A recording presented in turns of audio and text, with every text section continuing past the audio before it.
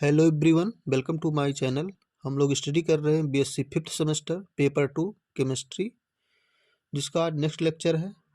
पहला लेक्चर हो चुका है जिसमें हम लोग टाइप्स ऑफ सिस्टम क्या होता है, थर्मोडायनेमिक्स क्या होती है, बाउंड्री क्या होती है, इसकी स्टडी कर चुके हैं।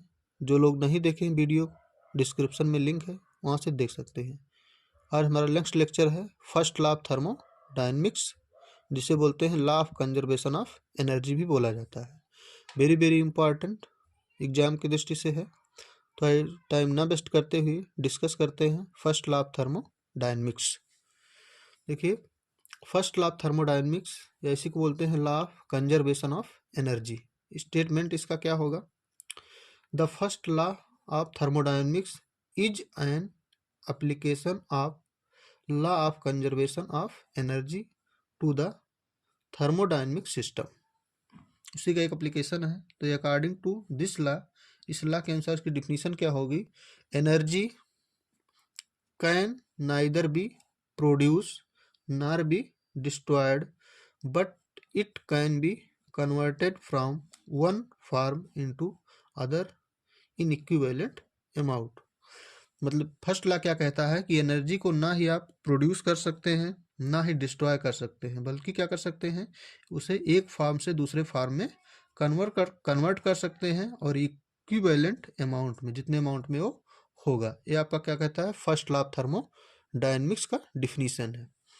इसमें रिलेशन देखिए, इसका मैथमेटिकल रिप्रेजेंटेशन क्या होता है। Mathematical representation of first law of thermodynamics, energy को ई और यू दोनों से दर्शाया जाता है। तो ई इज इक्वल टू, अगर आप लिखते हैं तो क्यू प्लस डब्लू होगा, या delta U is equal to, यानी change in internal energy is equal to D Q delta Q plus delta W, change in heat और चेंज इन उसका वर्क होगा। तो ये आपका क्या है? फर्स्ट लॉ इक्वेशन है थर्मोडायनेमिक्स का। या डी यू इजकल टू लिख सकते हैं, स्मॉल चेंज के लिए क्या लिख सकते हैं? D U equal to D Q plus D W, small change के लिए होता है। जहाँ पे आपका डेल्टा डब्ल्यू क्या है? Work done on the system. देखिए, एक होता है work done by the system, ये वर्क डन क्या है? On the system. मतलब जब वर्क आपको सिस्टम पे किया जा रहा हो उस समय क्या होता है? डब्ल्यू पॉजिटिव होता है। जब work done by the system होता है, मतलब सिस्टम वर्क करता है, तो वहाँ डब्ल्यू क्या लिया जाता है? निगेटिव लिया जाता है। आपको कंफ्यूज नहीं होना है, कहीं कहीं क्यू माइनस डब्ल्यू ले लेता है, तो वहाँ हीट सप्लाइड कर रहा होगा और work done by the system ले लेगा, तो माइनस हो जाएगा। दूसरा डी क्यू क्या है? Heat given to the system. Heat मतलब सिस्टम को दिया जा रहा है, जिसकी वजह से क्यू क्या लिया गया है? पॉजिटिव। अगर सिस्टम से हीट लिया जाता है तो क्यू क्या लिया जाता है? निगेटिव। तो heat given to the system. और डेल्टा यू क्या है? Change in internal energy of the system. मतलब सिस्टम की क्या है? इंटरनल एनर्जी चेंज है। आगे हम लोग देखते हैं। आगे देखिए, इंटरनल एनर्जी को कहीं कहीं पे यू से रिप्रेजेंट किया जाता है और कहीं कहीं पे ई से रिप्रेजेंट किया जाता है। तो यहाँ से देखिए, the sum of all the component of energy due to interfactor of the system is called as internal energy. The sum all the component of energy, मतलब अगर सभी एनर्जी को सम किया जाए तो वही क्या होती है? आपकी इंटरनल एनर्जी होती है। तो internal energy U equal to kinetic energy plus potential energy. अब काइनेटिक एनर्जी के अंतर्गत क्या आ जाएगा? जैसे काइनेटिक ट्रांसलेशनल होता है, वाइब्रेशनल होता है, रोटेशनल होता है। पोटेंशियल एनर्जी में क्या आ जाएगा? जैसे इंटरमॉलिक्यूलर फोर्सेस होते हैं, बॉन्डिंग का होता है, न्यूक्लियर का प्रोसेस होता है, सभी किस में आते हैं? पोटेंशियल एनर्जी में। तो जितनी एनर्जी होती है अगर सबको हम सम कर दें तो हमारा क्या हो जाएगा? इंटरनल एनर्जी होगा। तो फार्मूला क्या होगा? You equal to K E plus P, मतलब internal energy U equal to kinetic energy plus potential energy. अब काइनेटिक एनर्जी के अंतर्गत ट्रांसलेशनल भी आता है, रोटेशन वाइब्रेशनल भी आता है, रोटेशनल भी आता है। और पोटेंशियल एनर्जी के अंतर्गत इंटरमॉलिक्यूलर फोर्सेस आते हैं, बॉन्डिंग आता है, न्यूक्लियर फोर्सेस आते हैं, etc. ये सब आते हैं। नेक्स्ट पॉइंट आपका है, it is impossible to determine internal energy of the system. मतलब आप कभी भी किसी भी सिस्टम की इंटरनल एनर्जी को डिटरमाइन नहीं कर सकते हैं, ये करना क्या है, इम्पॉसिबल है और इम्पॉर्टेंट भी नहीं है। हमें क्या चाहिए, हम हमेशा क्या निकालेंगे, चेंज इन इंटरनल एनर्जी हमें क्या करना होता है, ज्ञात करना होता है। नेक्स्ट पॉइंट वही है, important calculate change in internal energy delta U. में इम्पॉर्टेंट क्या होता है कि change in internal energy delta U हमेशा हमेशा निकालना होता है। तो internal energy, change in internal energy calculation करने का फार्मूला क्या बन जाएगा, delta U equal to delta Q plus delta W.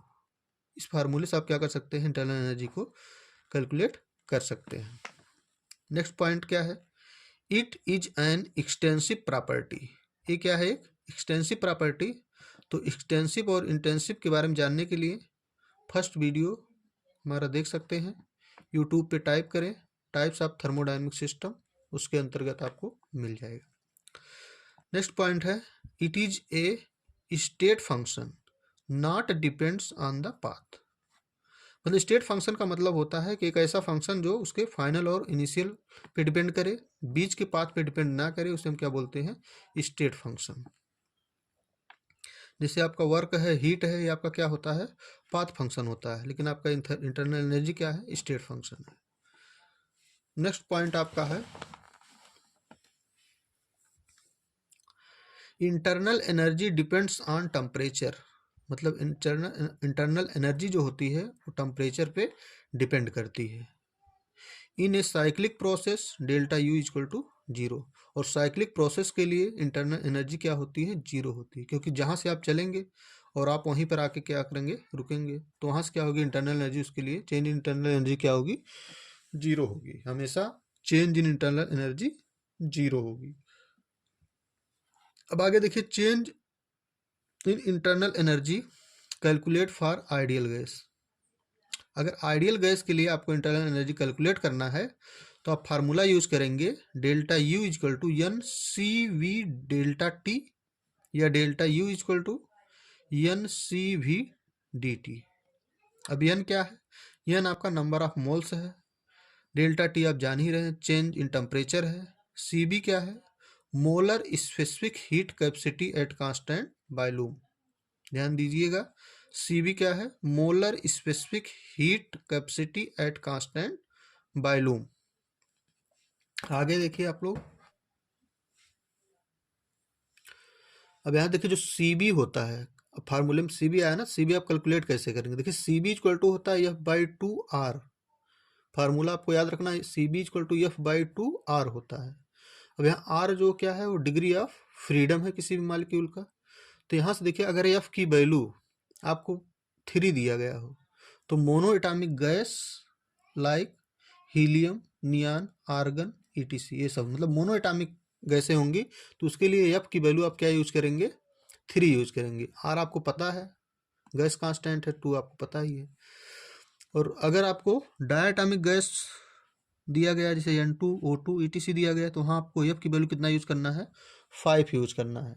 अगर एफ इज इक्वल, और जो पॉलीएटॉमिक के लिए F is equal to 6 use करना है। पॉलीएटॉमिक मतलब 2 से अधिक होंगे, जैसे O3 है, SO3 है, ETC। और आर की जो वैल्यू होगी वो 8.314 जूल पर मोल केल्विन होगा, यूज करना है, या अप्रॉक्सीमेटली 2 कैलोरी मोल पर मोल केल्विन यूज करना है। नेक्स्ट पॉइंट आपका है जो इंपॉर्टेंट है, internal energy of ideal gas is said to be only kinetic energy, potential energy is zero.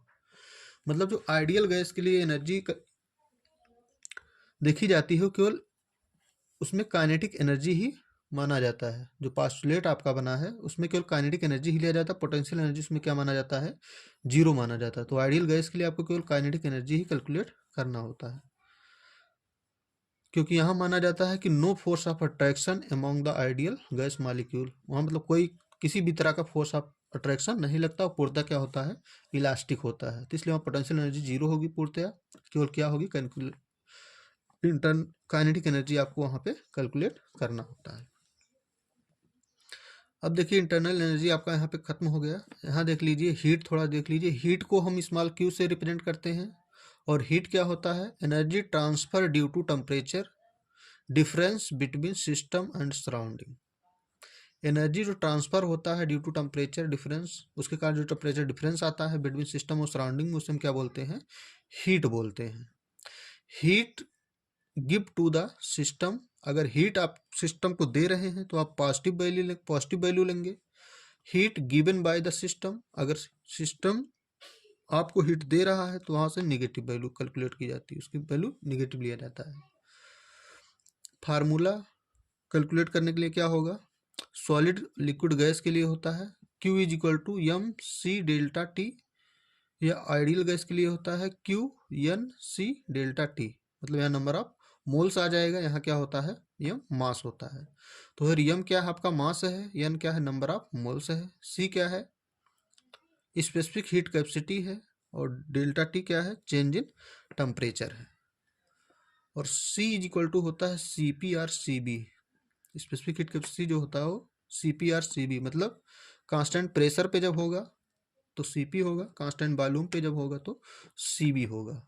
और आप देखेंगे सी पी इक्वल टू क्या होता है? सी बी प्लस आर, और C V equal to F by two R. दो formula इसे भी आपको याद रखना है, इस फार्मूले को भी आपको याद करना है कैलकुलेशन के लिए। आज का लेक्चर यहीं पर समाप्त होता है। अगर वीडियो अच्छी लगी हो तो लाइक करें और कमेंट करके ज़रूर बताएं आपको कंटेंट कैसा लगा। और चैनल पे बने रहने के लिए चैनल को सब्सक्राइब करें। Thank you watching for this video.